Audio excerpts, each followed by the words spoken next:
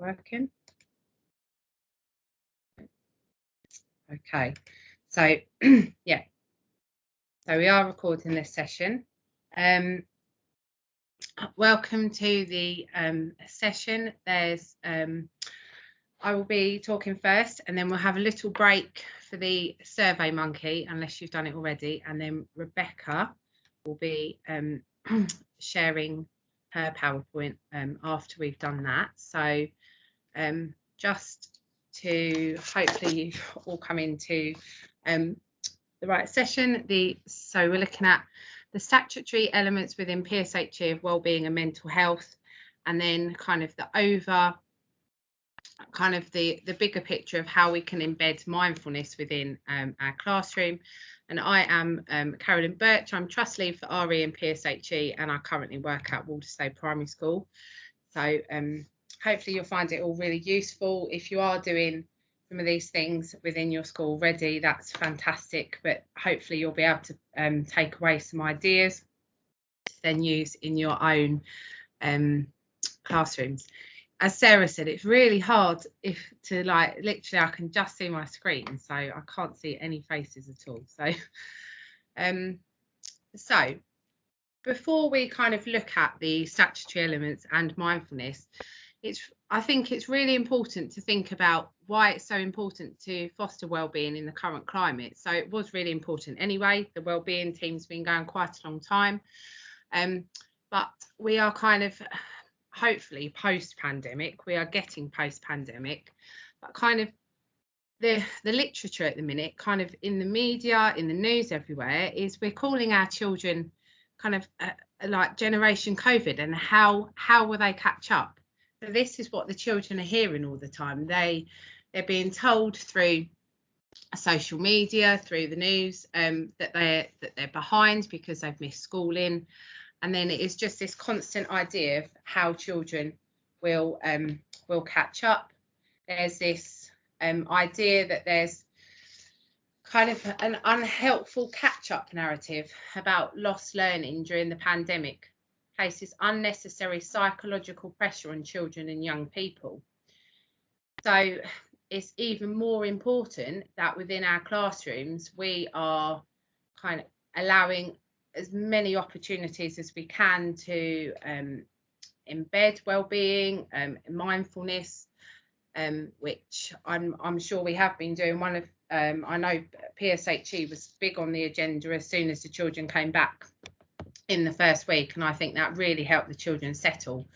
But it's this idea that yes, we need to ensure that children get back into the race, but actually, is this how we want the race to end? Do we want them to collapse kind of at the finish line because they've just come back in, and yes, they know that they've missed things, they know they need to catch up, but you know, we've got to think about, yes, we're teaching the children, but we also need to think about their well-being as well. So definitely it was really important, but it's even more important kind of post-pandemic that we think about how we can help our learners.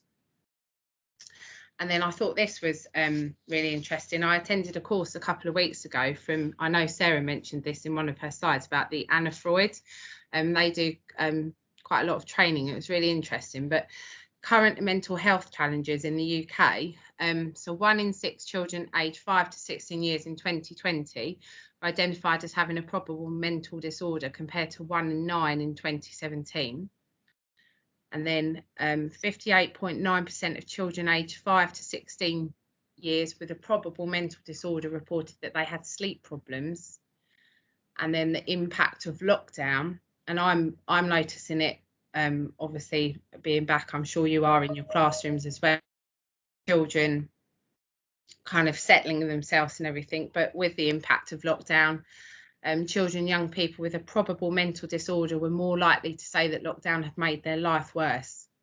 And it's just, it's really kind of the statistics hit home really. And just, I think it, again, I keep going on about how important it is, but it is so important that we can make time for the teaching of mental health, the teaching of well-being, and kind of the extra mindfulness in our classrooms as well.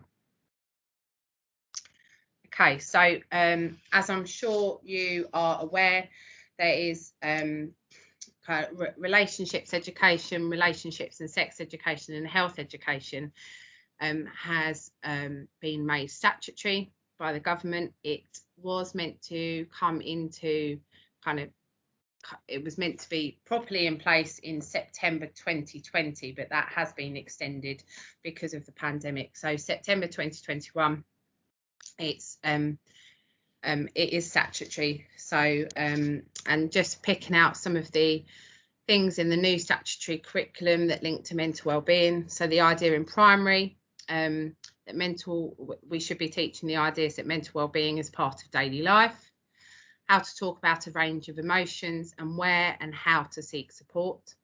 And then in secondary, some common types of mental ill health and early signs of mental well-being concerns. Obviously, that's kind of really summing it up, but I think the fact that it is in the statutory curriculum as well is just showing us again how important it is to be looking at that within our teaching in our classrooms. So within Key Stage 1, we'll be looking at identifying and talking about feelings, understanding how feelings change, and understanding how feelings affect behaviours and how to manage big feelings.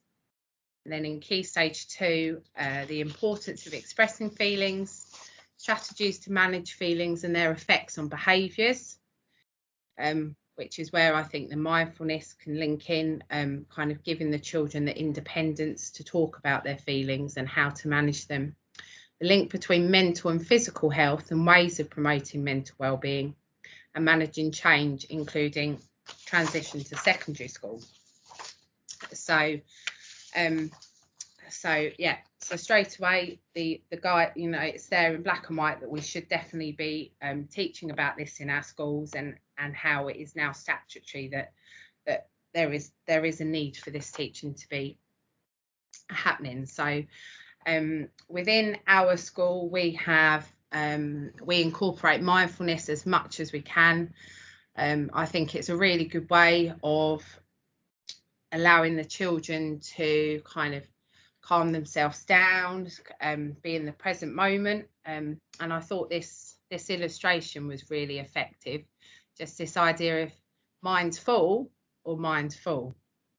And I think as teachers as well, it's something we can take away as well. You know, I'm sure at times, a lot of times, my mind is definitely the one on the left, but we've got to try and remind ourselves, kind of empty our mind a little bit and just think about that present moment and what we're doing at the time. So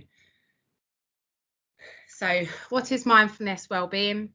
Put simply, mindfulness is to pay attention on purpose to the present moment and is about living in the now and not the yesterday or the tomorrow. The positive benefits of teaching mindfulness to children have been proven across a number of studies. Incorporating mindfulness into everyday classroom activity is becoming more and more common. A 5 or 10 minute daily mindfulness practice can see students reduce stress and anxiety, increase concentration and engagement, sleep better, improve social skills, and develop problem solving and decision making skills. Yeah, so we have been, I think we've been kind of incorporating mindfulness into our school for a couple of years. The children are really responsive with it, actually. At times there might be some silliness, but then they are becoming a lot more responsive, and I think it does really calm them down in situations. It makes them think about their feelings and their behaviours, and they can calm down from that. So I thought this was quite nice. Yesterday is history, tomorrow is a mystery, but today is a gift. That's why it's called the present. So, you know, we're like, as adults as well, we think about the things that we've done, or we're worried about what's going to be happening tomorrow or something, but actually we should be making the most of today, and just focusing on the here and the now. So some ways in which we do this in Walderslade is we have mindful breathing. As I say, you know, some of you might already be doing that. So there's lots of resources out there for mindful breathing, and in my classroom we've got a display, a mindful display, and we've got these resources available for the children. So stop and smell the roses, and take a breathing break, breathe in deeply and smell the flowers, breathe out and blow the leaf away. Whenever you are feeling overwhelmed or stressed, just remember to breathe in and out, and everything is going to be okay. And I think that's really nice. I think that's something, if you practice quite a few times, then actually the children, it's something independent as well. One of our main aims at is that, yes, we teach these mindful strategies, but actually we want the children to gain their independence, to go, actually, I need a bit of time. I need a bit of time to stop and smell the roses when they are feeling overwhelmed, because, you know, on a day-to-day basis, we're having children that are just feeling either anxiety issues, or it's all just a little bit too much. And then they have got these here. I can't remember where I found resources from, but one of them was also a mindful mantra as well, which is where they keep saying, I am amazing, I am brilliant, I am fantastic, which I think is really nice as well. Just kind of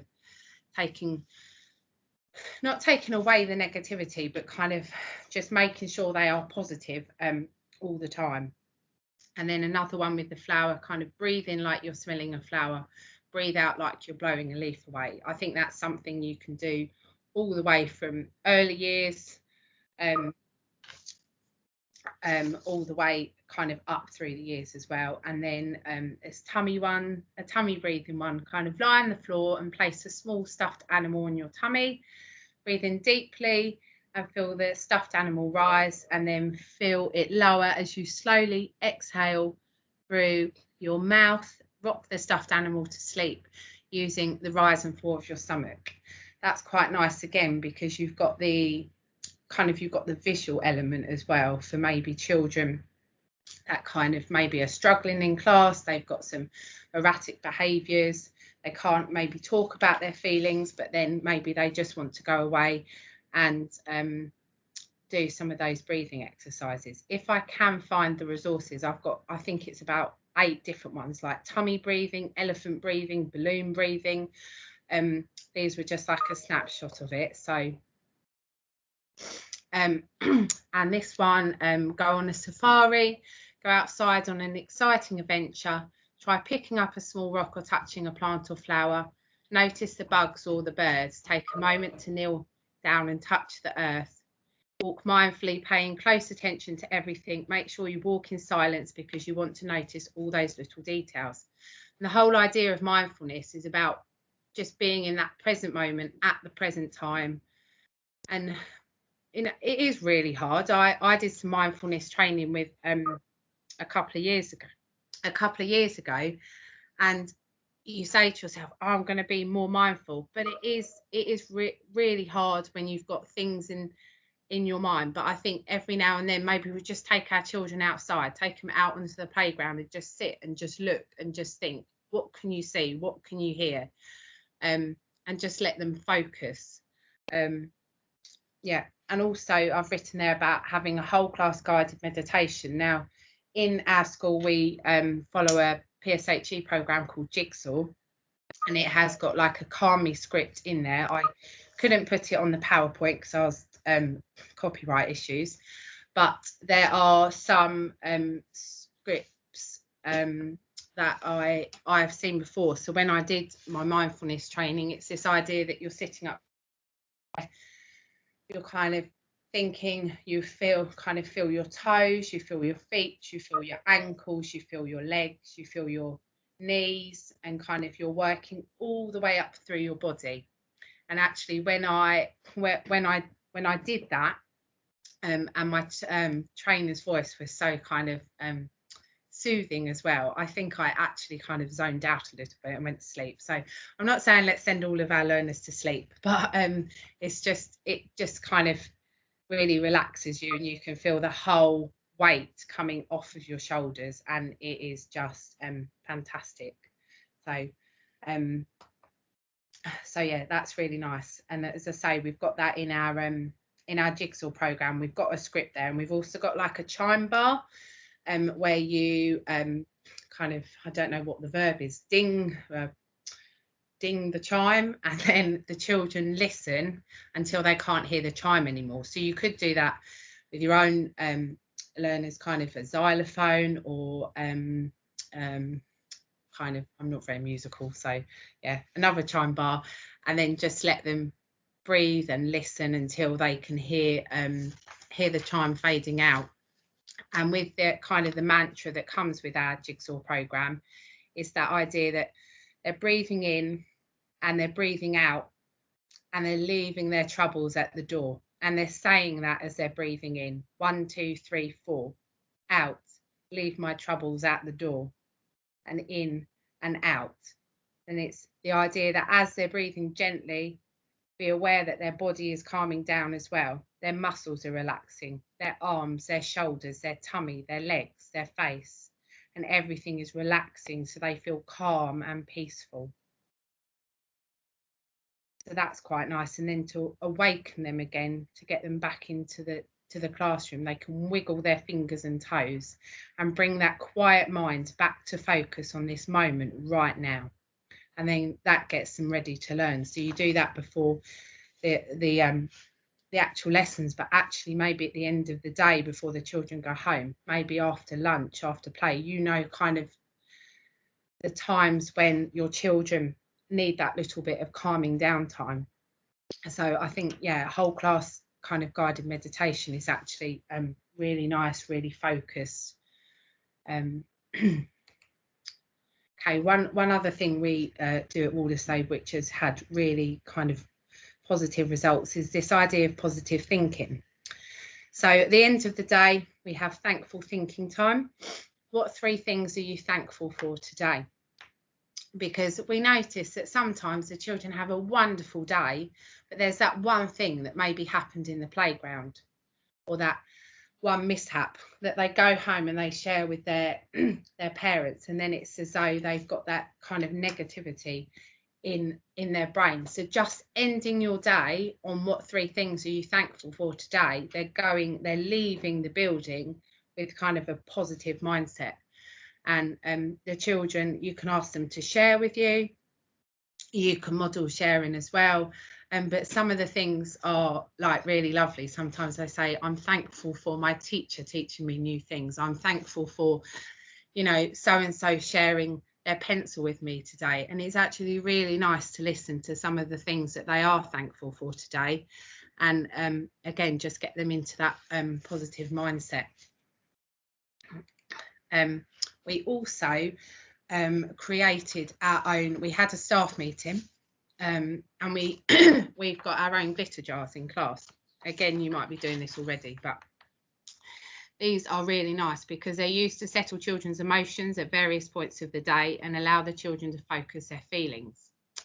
So children tend to act out their difficulties rather than share them in words, and a snow globe or a glitter jar is one of the most powerful visual metaphors for that connection. It illustrates how mindfulness, the cultivation of stillness in the face of swirling chaos of life, affects us.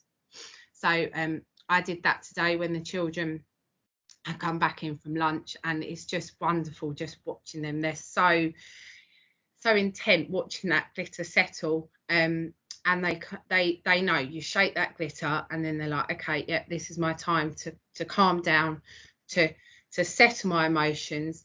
And actually this might be quite good if you've got any learners that you think you know, need a bit of support with their behaviours. Maybe they could have their own individual glitter jar. Obviously kind of safety issues maybe with glass or something, but it's quite nice because then they could just shake that glitter jar, they know what to do, and they calm themselves down. So you can use any glass jar or plastic bottle, as well as different colours of glitter. Whenever your child feels worried or anxious, then they can shake the jar and watch as the colours settle back down.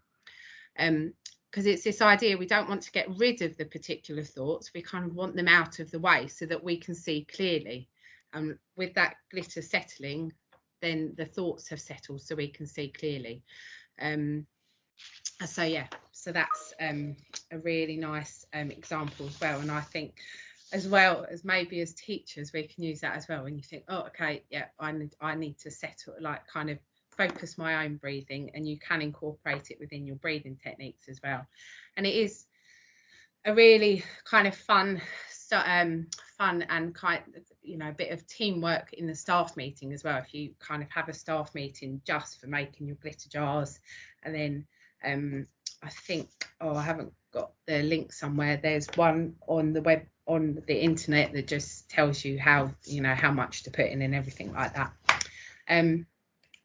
So yeah, so, and I just wanted to end with this slide, that even Winnie the Pooh, what's the word, practice mindfulness. What day is it, asked Pooh. It's today, squeaked Piglet.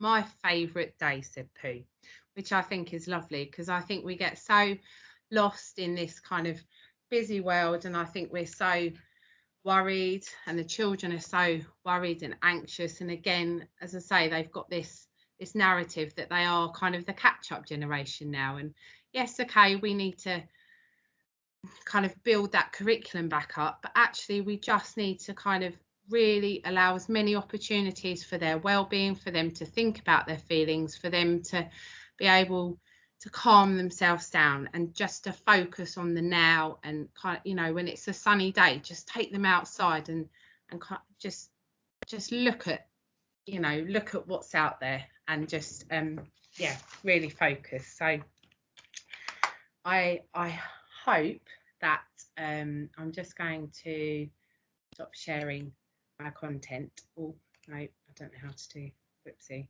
Oh, stop presenting, there we go. So yeah, so I hope that has given you some ideas that you can take back into the classroom about how we can help our learners, give you some ideas with within your own classroom. Rebecca and I thought it would be a good idea if you wanted to do your Survey Monkey now in between our two PowerPoints. And if you've got any questions, I know some things have been coming in through the chat, so I'll have a look at them in a minute. If you have got any questions, then please do ask them. And yeah, so if you, I don't know how long the Survey Monkey takes, but if you want to have a few minutes just to do that, and then we can start up again. So thank you. Thank you. It was really good. Thanks, Sarah, and yours. Thank you. Thank you. Well done, Caroline. Thanks. Thank you. Really interesting. Thank you. It's really weird that there's like, I can't see anyone. I'm just literally talking to a laptop. It's the strangest thing ever.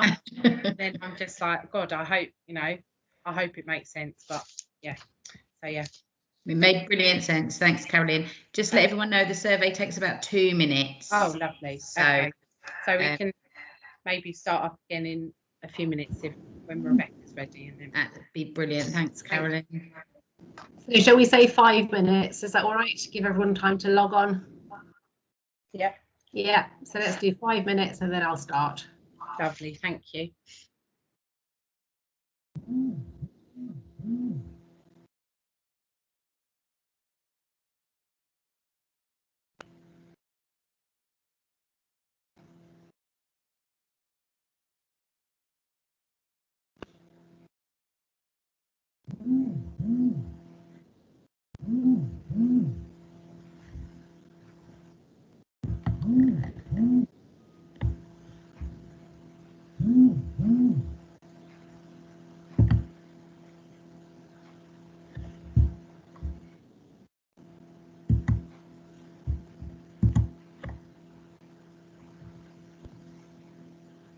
Can I ask a question?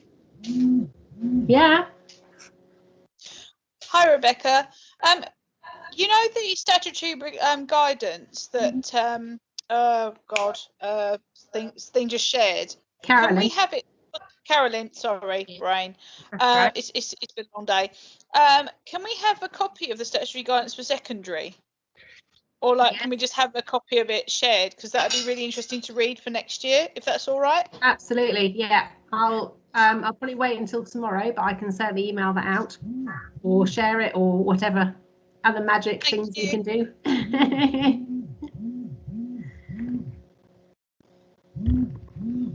Okay, I'll give a couple of more minutes for people to finish their Survey Monkey, and then we'll get going, because that way we can all make sure we don't finish too late.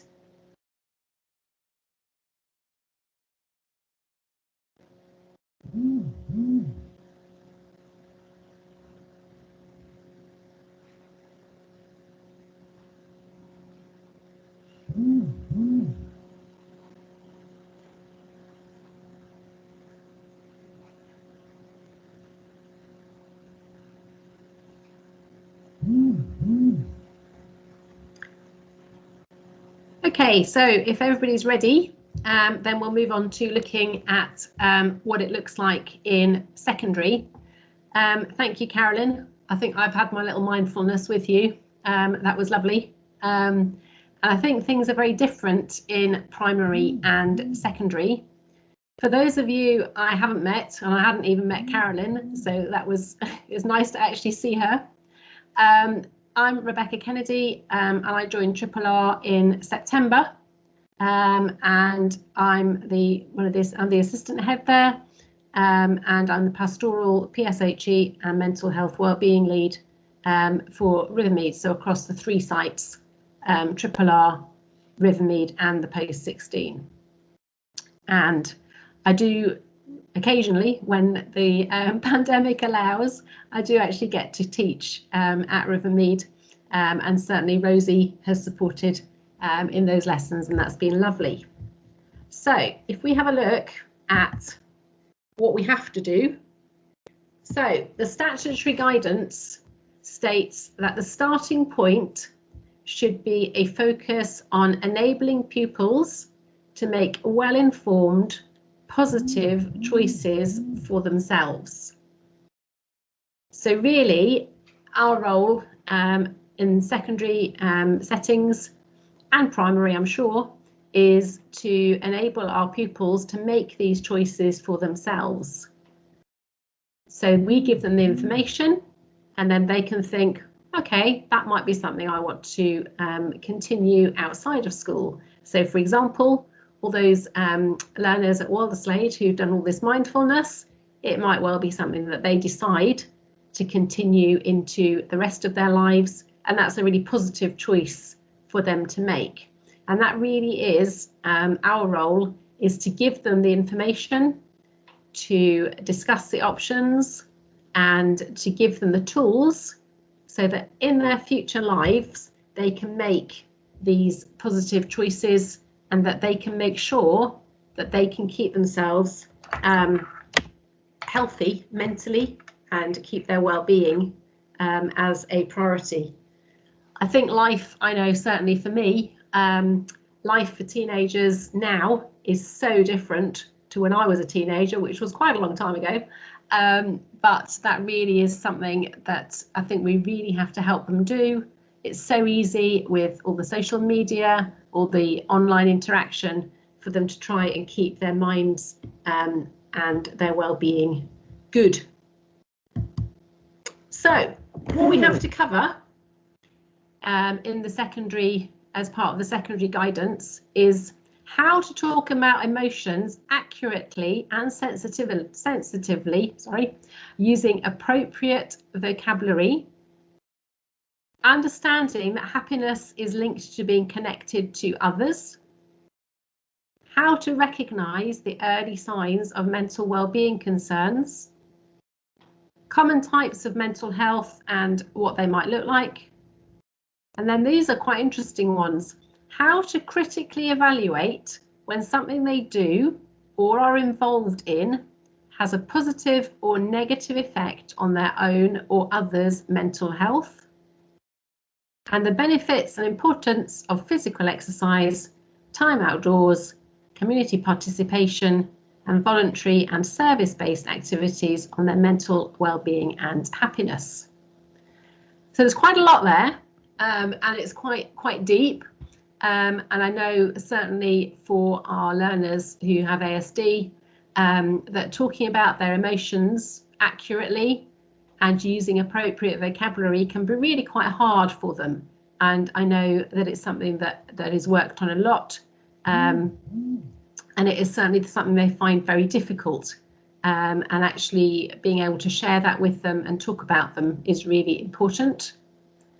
I think the idea of happiness being linked to being connected to others. Certainly I know a lot of our learners at RRR do not go out, they don't spend time with others, and trying to get them to connect to other people in a positive way. It may well be online, but in a positive way online is quite difficult, and trying to explain to them that this is important and can help them can be quite hard. I think it's important for them, all of our learners, to recognise the early signs of mental well-being concerns. And this really goes back to Sarah's presentation earlier, that we need to know ourselves, and we need to be, from an early age and an early stage in our lives, making sure that we are caring for ourselves, and that we're exhibiting our self-care strategies. Then I'm not going to go through them all, but the other one that I think is really difficult perhaps for our learners, and is quite a hard one for any teenagers, is to critically evaluate when something they do or are involved with has a positive or negative effect on their own or others' mental health. It's quite a hard thing, I think. I know as an adult sometimes it's hard to think, well, what effect is that going to have on my mental health? What effect is that going to have on someone else's mental health? So to actually think about that and think about others is hard. I know for teenagers, you don't always think about other people. And certainly I think for our learners with ASD and other associated difficulties, they find that really difficult. Well, what does it matter what effect it has on other people? But I think that's a really important one for us to try and work on with them. And then the importance of physical exercise and being outside. I know from what Carolyn's just said, and the importance of, if it's a sunny day, let's go out and do something. I know for PE this afternoon at RRR, it didn't rain much of the afternoon, and so the learners who were going out managed to go for a walk in the relative sunshine and the light, and when they came back they did look very different. They had a bit of colour in their cheeks, and I'm sure they would deny it, but I think they had a really nice time and had some fresh air and just got to think about something else, especially as at the moment they are doing their mocks. So what? It's all very well us saying, oh yes, well there's the statutory guidance and we have to do this and we have to do that. And that's fine. You might well say, well, that's fine. You can do that in your PSHE lessons. You carry on. Our learners at Rivermead and at RRR only have one timetabled lesson a week, which, to cover all of that, as I'm sure you can imagine, is quite a lot. So we really need your help to help our learners, because we're trying to help them to make well-informed, positive choices for themselves. So what can you do? So SEAL, form, class teachers, whoever you are, whatever designation you give yourself, can talk about strategies that learners might want to use. So that would go back, we could maybe have the glitter jars, we could practice some mindfulness, we could give suggestions of what they might like to do. I know I did an assembly at RRR we did laughter yoga. I think they thought I'd completely lost the plot, but we did it, and I actually quite enjoyed it. So that's something that we might be able to do. Try encouraging the learners in your class to spend 5 minutes during your lesson practicing mindfulness to help them focus. It's quite hard, I think, in a secondary situation. They go from one teacher to the next, the next, to the next, the next, and they've suddenly got to go from maths to history to cooking to PE, into English. And I think just spending 5 minutes during the lesson practicing a bit of mindfulness can really help them focus and just remember, okay, yeah, this is where I am now. Maths is finished, and whatever happened in maths is over, and I'm now moving on to science, and I really like science, so I'm really going to focus on this science. I'm going to enjoy the experiment that we're going to do this afternoon. Encourage the learners in your class to go outside. Now, I know a few weeks ago, Sam Jessup was sharing our LOTC information with you as we're going for our bronze award with LOTC, and it literally is anything that you can do with your class, with your learners, that is outside of the classroom. So that can be going outside and enjoying the sunshine, going outside and picking up that pebble. All those things are really good, and they're things that can also be part of our LOTC work. And then a really, as I said, the one that's really quite hard is discuss with the learners you teach the impact on their actions on themselves and others. How do you think that made Fred feel when you slapped him across the face? How do you think little Johnny felt when you laughed when he tried to answer a question? And things like that, and trying to really help our learners to appreciate what effect what they do has on others, but also on themselves. How did it make you feel actually when you laughed? Did you feel good about it or not? Is that something you want to do again, or actually is it an opportunity for you to change your reaction to what we do? So think about what you can do in your lessons to incorporate this, is what I would say. I'm going to stop talking for a couple of minutes, and if you would like to put something in the chat, or if anybody would like to talk, then once I've finished, there isn't much more of this to look at. Once I've finished, then we can open it up and we can have more of a discussion, and we can think, okay, is there anything else that we might be able to do?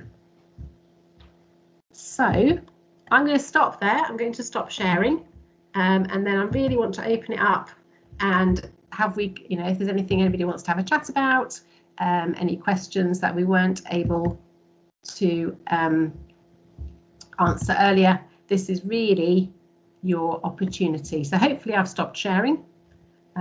Technology is always a bit of a challenge as far as I'm concerned. But is there anything that anybody wants to add? Anybody that wants to ask? Anybody that wants to comment? Please do.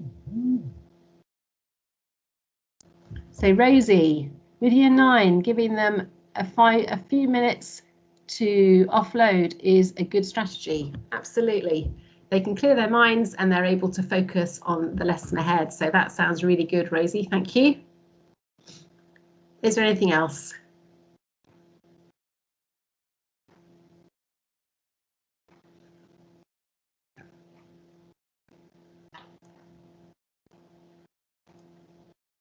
Has anybody got any strategies? So Rosie shared her brilliant strategy. Are there any strategies? Could you hear me? Sorry, Yes, I thought yes. I've got an extra switch on my microphone that meant I was talking. I wasn't. I think coming back to what you were saying as well with the understanding the consequence, the effects on the people around them. We certainly at Rivermead with some of our kind of more difficult groups of year 7s that have come in. It's been that using the real world consequences of their actions and kind of coming back to it, revisiting it, and saying, well, when you spat at so and so, how did the rest of the class react to you? Oh, they were all very sad, but I don't care about when they're sad. Okay, I understand that, but how did that affect you? Because I think particularly with autism, but obviously in a variety of situations, when they can't, it's that kind of, well, I don't care how other people feel, and it's kind of like, well, how other people feel will also affect what you get from, it's a very selfish way of looking at it, but I think for a lot of the learners who struggle with that, it's their initial access to it is their ability to go, okay, how does that affect me? And then they can slowly kind of build on that over time as well. And Claire's put, I like the idea of 3 things you're grateful for. This could be a good idea for the end of the day. Absolutely, Claire. I think that will be really nice with the learners to do. Yeah, talking of that, that's when we do it at the minute. We do it just so that they are going home kind of more positive, because they have wonderful days, but there could be something at lunchtime that they go, oh, I need to tell mummy about that. So if you kind of change their mindset, so they've got that kind of 3 things at the end of the day, but also, yeah, definitely, but you know your children that it might actually work after lunchtime when there's been falling out. So let's get ourselves back, rather than, you know, doing a kind of stories about it, and think, okay, well, what are we grateful for? Why are we grateful for our friends? What do they help us with? And I think definitely what you were just saying about kind of reinforcing the idea of them understanding their behaviours, I think that's really important in primary as well, because, you know, giving them a behaviour slip and they don't know why, we kind of, you know, because they always say it's not a kind of, it's just what they chose to do at the time, so they're going to keep doing that unless we explain to them kind of why, and we need to give them the strategy. So if children are finding it really hard and they might kick off, then we need to allow them an avenue for them to go, actually, I'm going to go and think about what I can do now to calm down so I won't react. So yeah, definitely. And there's some really lovely comments in the chat. Thank you. Using visuals to help our learners with their emotions, and certainly using film and TV. I have to say, I haven't seen it, I think it's Inside Out. Oh yeah. I watched it fairly recently and I haven't seen it. And actually, that really made me think about my emotions and what's going on inside me. And perhaps that's something we can use. Yeah, I think couple of our teachers in our school in the first week back, because we were quite PSHE heavy that week, they used that film to look at and explore different emotions, and the idea that we all have these emotions and we can view different things differently. So we might be happy, we might look at, you know, through joy, or we might look through anger. So that is a really nice film to use at any age. I've seen it used in a year 1 classroom and a year 5 classroom, and obviously you can like adapt it. But yeah, I love that film.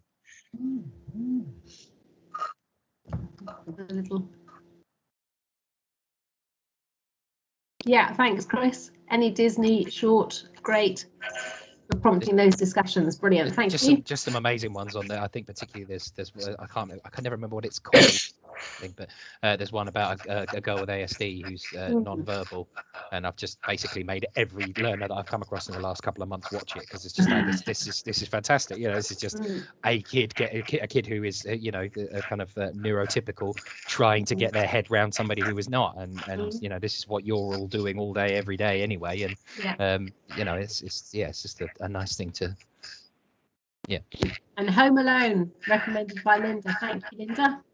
And things we're grateful for could be used in circle time. Yeah, lovely. So I think we've got lots of ideas. Obviously, we've only been able to give you a bit of a snapshot. We don't keep you forever. However, you know, if there is anything, then please feel free to contact any of us to have a chat about any of it, anything that you can incorporate into your lessons, into your time with your classes. And Carolyn, I don't know if you've got anything else to say. Oh, just thank you. I hope that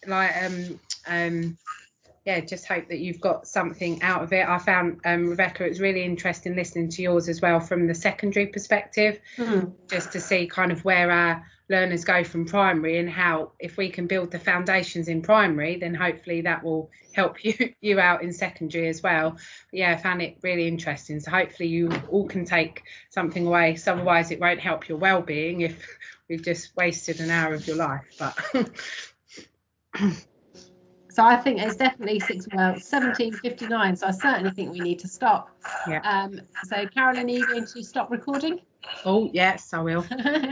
I forgot that was on. There we go. Stop recording.